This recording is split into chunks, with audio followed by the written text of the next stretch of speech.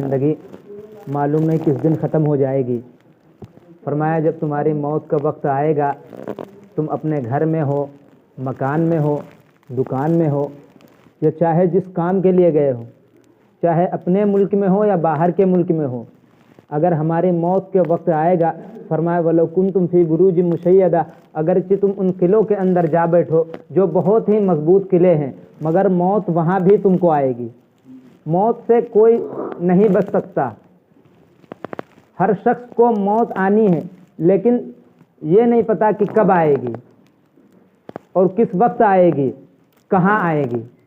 کچھ باتیں ہیں جو صرف اللہ رب العالمین کے علاوہ، 5 باتیں ایسی ہیں جو اللہ رب العالمین کے علاوہ کوئی نہیں جانتا، چاہے جتنا بڑا عالم ہو، چاہے جتنا بڑا پیر ہو، چاہے جتنا بڑا بزرگ ہو، مگر اللہ رب العالمین کے سوا وہ نہیں جانتا۔ 5 باتیں حدیث میں بھی بتائی گئی ہیں اور قرآن مجید میں بھی اللہ رب العالمین نے فرمایا ہے، فرمایا ان اللہ عنده علم الساعة وينزل الغيث ويعلم ما في الارحام وما تدري نفس بأي ارض تموت ان اللہ علیم خبیر، یعنی اللہ رب العالمین کو صرف پتہ ہے وہ قیامت کب آئے گی۔ نمبر 1 کیا ہے؟ قیامت کب آئے گی۔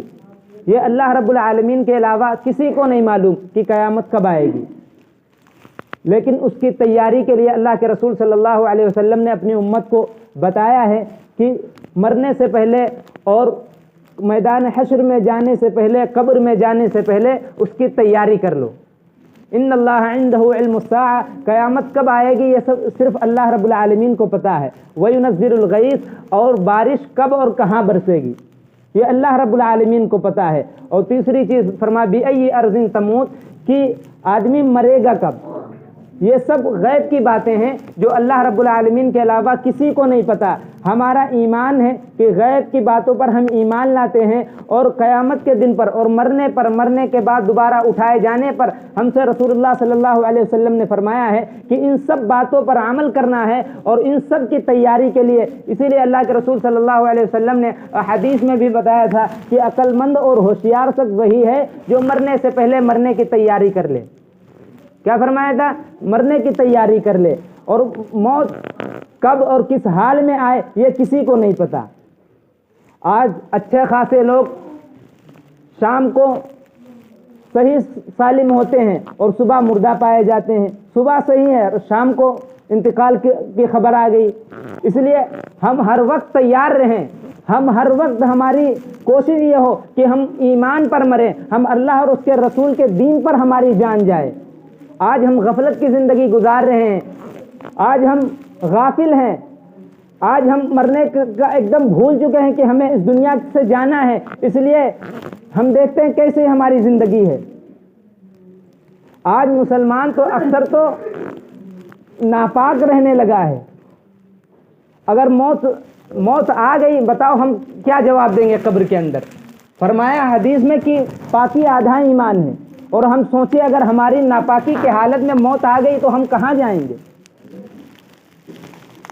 ہم قبر کے اندر کیا جواب دیں گے؟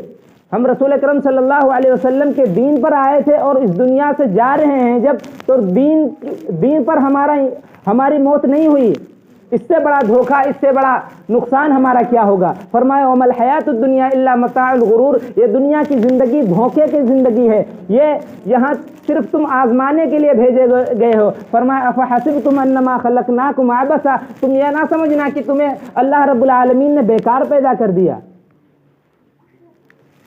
تم یہ نہ گمان کرنا کہ ہم یہاں کھیل کود کے لیے آئے ہیں، ہم یہاں صرف زندگی گزارنے کے لیے آئے ہیں، کیونکہ شیطان ہمارے اندر وسوسہ ڈالتا ہے، دھوکہ ڈالتا ہے کہ ارے ایک زندگی ملی ہے، اس زندگی میں جو چاہو کر لو، بار بار زندگی نہیں ملے گی۔ ارے اللہ غفور الرحیم ہے، اللہ غفار ہے، اللہ معاف کرنے والا ہے، یہ صرف شیطان کی طرف سے آتا ہے۔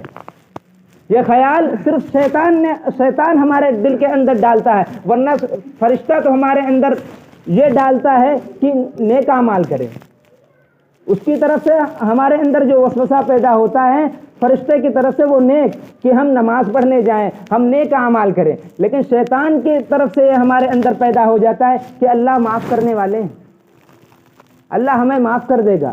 تم چاہے جتنے بڑے گناہ کرو، تم جھوٹ بولو، تم فرض نمازیں چھوڑو، تم روزہ چھوڑو، تم حج چھوڑو، تم زکوٰۃ چھوڑو، اور پھر یہ ہمارے دل کے اندر خیال آئے کہ اللہ غفور الرحیم ہے۔ واقعی اللہ غفور الرحیم ہے۔ اللہ رب العالمین نے قرآن مجید کے اندر فرمایا کہ ان اللہ غفور الرحیم، اللہ غفور الرحیم ہے، لیکن دوسری صفت جو اللہ رب العالمین کے وہ بھی تو ہم یاد رکھیں۔ دوسری صفت کیا ہے؟ ان اللہ عزیز ذو انتقام، جو اللہ رب العالمین کے حکموں پر نہیں چلتا، جو اللہ نے احکام فرض کیے ہیں ان کا مذاق اڑاتا۔ یہ مذاق اڑانا ہی تو ہے۔ ہم اذان کی آواز اپنے کانوں سے سنیں اور مسجد نہ جائیں، ہمیں پتہ ہو کہ نماز پڑھنا ضروری ہے، ہم مسجد نہ جائیں، ہمیں پتہ ہو روزہ رکھنا ضروری ہے، ہم روزہ نہ رکھیں، ہمیں پتہ ہو اللہ کے احکام جو اللہ نے فرض کیا ہے ان کا سیکھنا ضروری ہے، پھر ہم عمل نہ کریں، ہم نہ سیکھیں، یہ اللہ کے دین کا مذاق ہی تو ہے۔ کافر بھی سنتے ہیں، وہ بھی نہیں عمل کرتے، چلو وہ انکار کرنے والے ہیں، وہ نہیں مانتے، لیکن ہم تو مسلمان ہیں، ہمارا ایمان ہے، جو اللہ نے فرض کیا ہے ان کا ادا کرنا ضروری ہے، پھر ہم اگر نہ مانیں تو یہ اللہ رب العالمین کا دین کا مذاق ہی تو ہے۔ پھر دوسری صفت یہ ہے ان اللہ عزیز ذو انتقام، اللہ بدلہ لینے پر قادر ہے، اللہ بدلہ لے سکتا ہے۔ رسول اکرم صلی اللہ علیہ وسلم کے زمانے میں جب اللہ کے حکم کی نافرمانی کی جاتی تھی، جب رسول اکرم صلی اللہ علیہ وسلم کے دور میں کوئی اللہ کے احکام کو توڑتا تھا، رسول اللہ صلی اللہ علیہ وسلم اسے سزا دیتے تھے۔ اگر کسی نے چوری کی ہے، اگر کسی نے زنا کیا ہے تو یہ اللہ کی طرف سے گناہ ہے، اور جب یہ اللہ کے رسول صلی اللہ علیہ وسلم کے عدالت میں پیش کیا جاتا آپ سزا دیتے تھے، آپ معاف نہیں کرتے تھے۔ اس لیے یہ اللہ کے احکام جو ہیں ان کا پورا کرنا ضروری ہے اور واجب ہے، ہم پر ضروری ہے، مسلمان کے لیے ہے کہ جیسے ہی مسجد سے اذان کی آواز آئے ہمارے دل کے اندر یہ کیفیت محسوس ہو، ہمیں باہر اچھا نہ لگے۔ کبھی یہ صفت ہمارے اندر ہمیں محسوس ہوا ہے ایسا؟